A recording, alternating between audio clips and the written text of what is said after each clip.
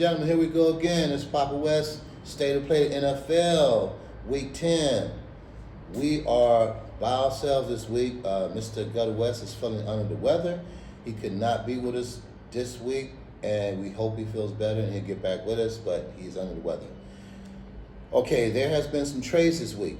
I'm not going to go all over all the trades because I want to see how they're going to affect the team. Some of them were significant trades, a lot of them are so I'm not going to go over the trades. We're just going to go over the actual games themselves.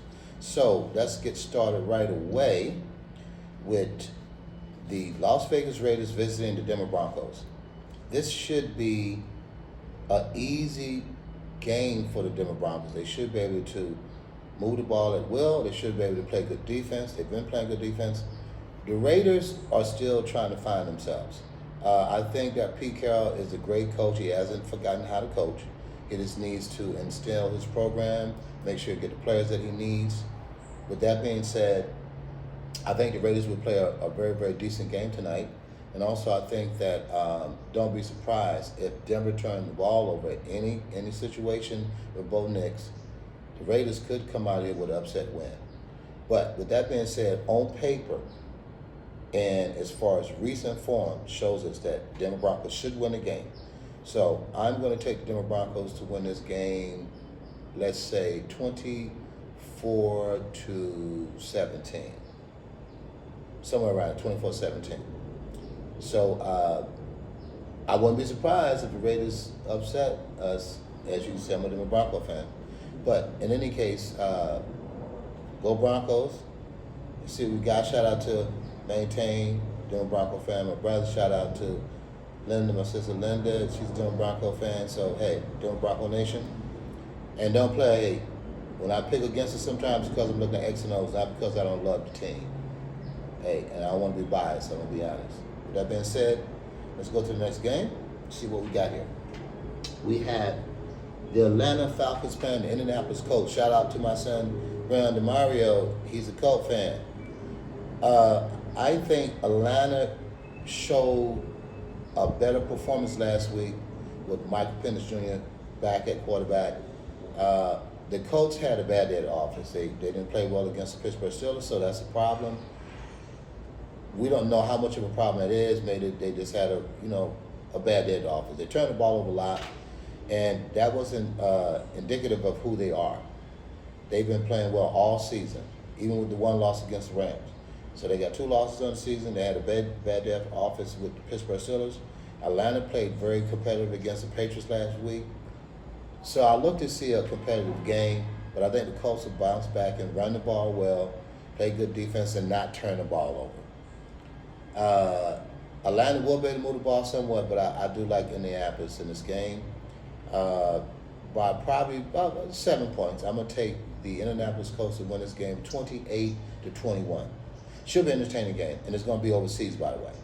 All right, so the next game we got here is we have Baltimore at Minnesota.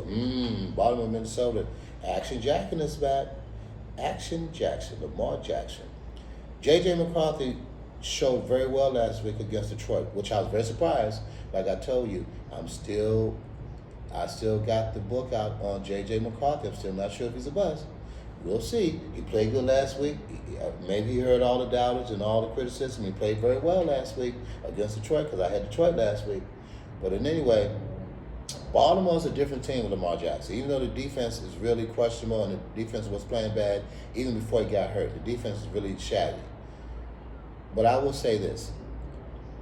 If any one player can affect the team, it will be Lamar Jackson, to make them be motivated, to make them play better than their injury report states and how injured they are. So I'm going to take, let me see, I think who's a favorite here?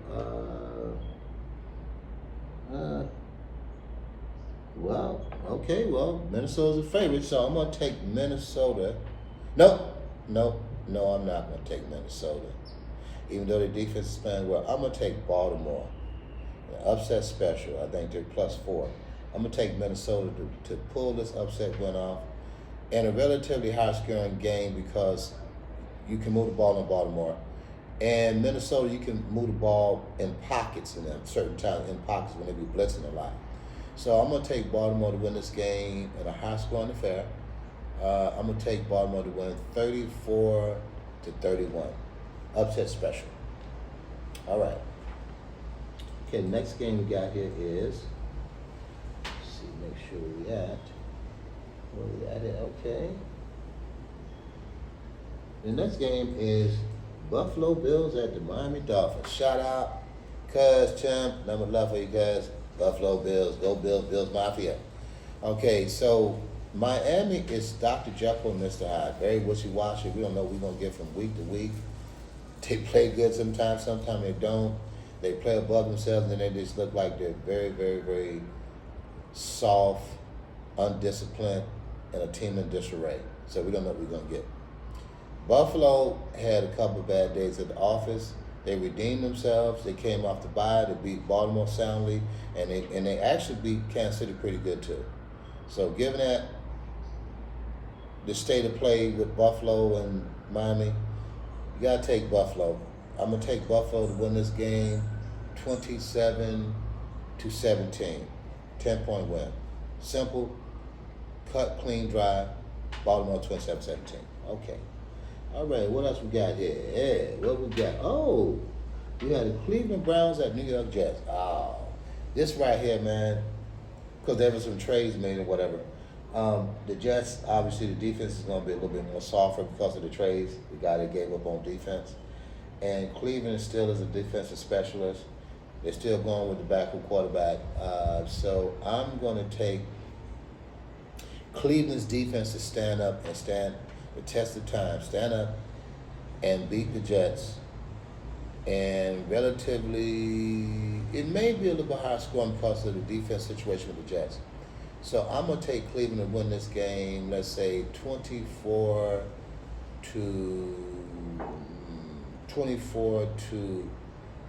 Because I think it's going to be like a safety or something. One of them going to get a safety in the end zone. Yeah, so I'm going to say 27-18 Cleveland. Not too much to say on that game. Not too much. All right, so next game we got the Jacksonville Jaguars at the Houston Texans. Houston don't have C.J. Stroud. That's a problem. The other guys backing him up. I like the way he played. He's played good in relief of C.J. Stroud. I like that. Jacksonville is another team to me. It's like Dr. Jekyll and Mr. Hyde. We don't know what we're going to get. So with that being said, you got to pick somebody.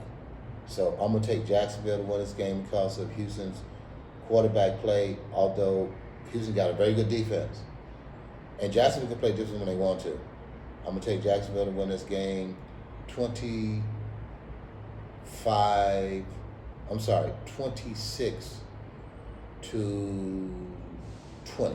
26-20 Jacksonville. There you go. All right, so let's go with our next game here. We have the New England Patriots at the Tampa Bay Buccaneers. Now, this is going to be a competitive game. This is one of the games of the week that we really want to see. It's a competitive game. Both teams are playing well. Tampa Bay coming off a bye. The Patriots are playing lights out. They're Drake May, the defense, the coaching staff, they're playing very well, very competitive. Tampa Bay is playing well. They're in the lead in the division. I like Baker Mayfield. There's a few injuries with them, but we got to take a pick. Tampa Bay should just win this game at home, but something telling me New England going to keep it rolling and rolling. I'm going to go with great play by Drake May, not turning the ball over. They're playing just a little bit better defense than Tampa Bay, and we're going to take we're going to take the Patriots to beat Tampa Bay 27-20. 27-21. I'm sorry. New England Patriots 27, Tampa Bay 21. 27-21. But it's going to be a good game. You're going to enjoy it. It's going to be a fun game. All you NFL fans, it's going to be a good game. Okay, now, the next game we got is New Orleans at the Carolina Panthers. Okay, the Panthers, what can you say about the Panthers? 1 week they're good, 1 week they're bad, then they play good defense. Bryce Young is there, quarterback. Yes. Bryce Young playing quarterback for the Panthers. seems to be the key for that team. New Orleans are just trying to find themselves. They're just trying to figure out who's going to be the quarterback, who's going to be the most effective players put together defensively, offensively for them to be competitive. This is a growing year for them, or a reconstruction year for them. So don't look for too much from New Orleans. The Panthers are a sneaky team. They're very sneaky. You know, one week they get blown out against Buffalo at home. Then the next week they go into Lambeau Field and beat Green Bay, which is remarkable to me. But Panthers have shown signs this year. They've shown signs. You can kind of consider them Dr. Jekyll and Mr. Hyde anyway. But with that quarterback, Bryce Young, he seemed to have proven himself. And so with that being said, this is basically an easy pick. So let's just take the Panthers to win this game. I'm going to say 28-17. They shouldn't have any problems with New Orleans unless they turn the ball over, which I don't see that they will. So Panthers 28-19 over New Orleans. Okay, so here we go. So we got the Giants. Ooh, the Giants are playing the Bears. This one right here is interesting.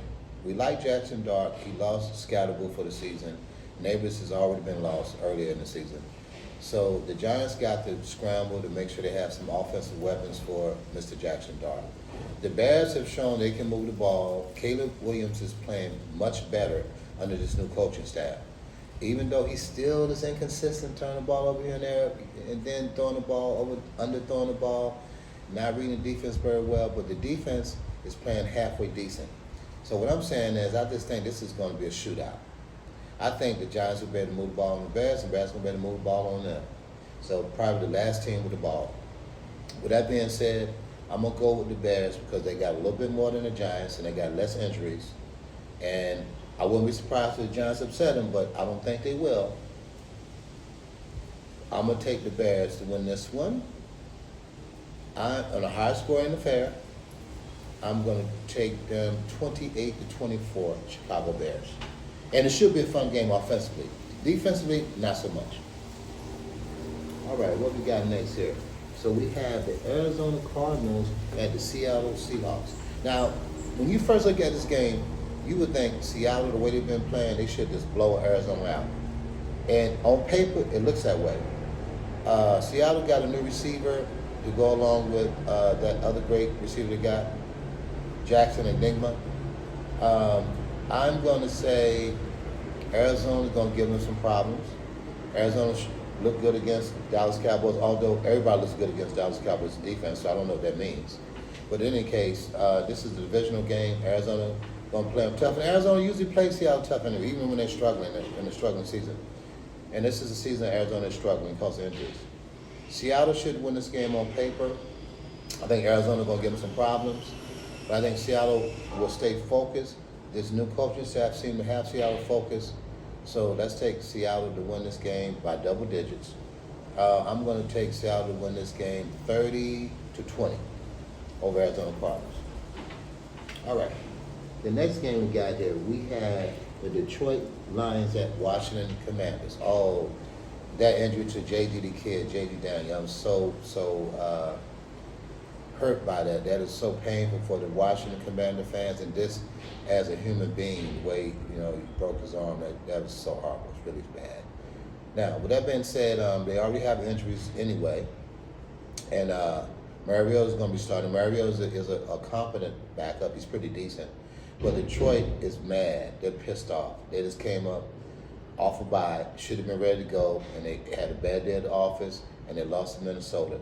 I expect Detroit to come into Washington and just blow them out. Go up and down, feel like they got license.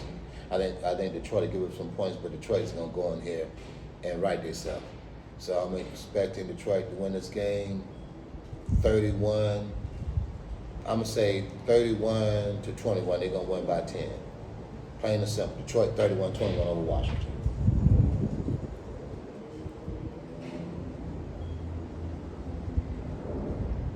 All right, so we got Los Angeles Rams at the San Francisco 49ers. The 49ers just keep finding a way to win with an injured team, an injury plague, but obviously Kyle Shanahan is a great coach. He got it from his dad. It's in the genes. He has to be a great coach.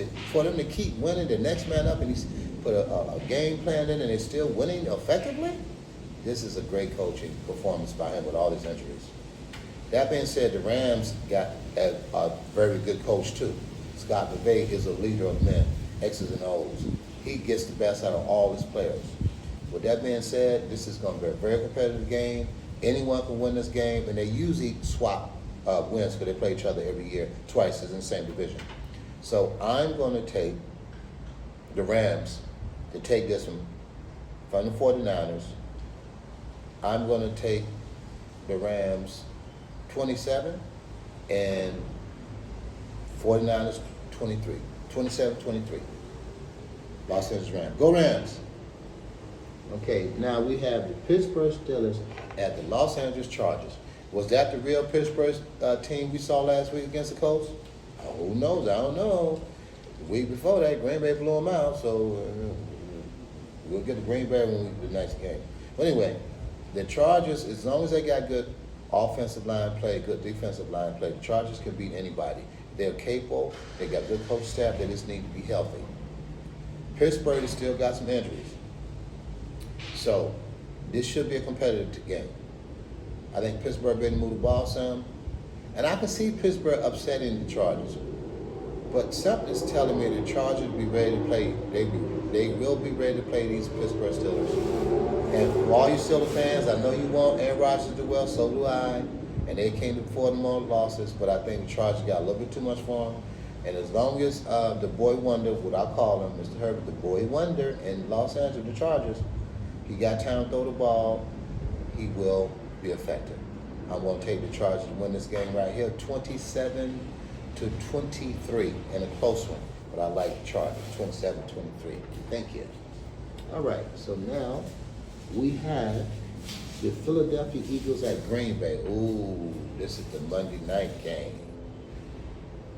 This game right here is going to be competitive. Green Bay coming off a loss, and Philadelphia coming off a bye. Green Bay should win this game, bounce back. I'm a little concerned about Mr. Love, and Love we trust. I don't know, Love, you got to do better. That last game against the Panthers was very unfortunate. Philadelphia, your last showing against the Giants was very, very, very effective. Although they got hurt and you took advantage of them, that's fine. Somebody got to win the game. It's going to be interesting. I'm going to go with Green Bay bouncing back, getting themselves together. Philadelphia could win it, but I'm going to go with Green Bay. I'm going to say Green Bay had a bad day at the office. They're going to play better. I'm going to take Green Bay to win this game 28-24. High scoring affair. That's what I think. Okay.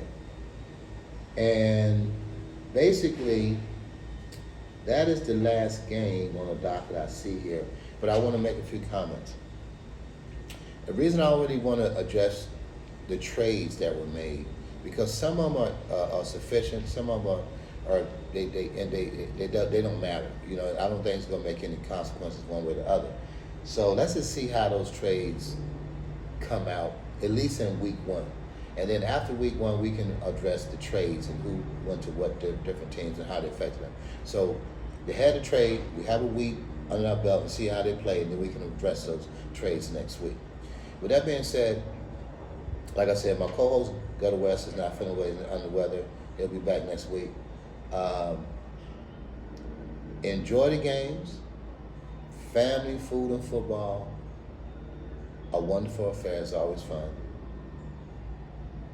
This is Pop West NFL State of Play, Week 10. Enjoy the games, and I'll see you next week.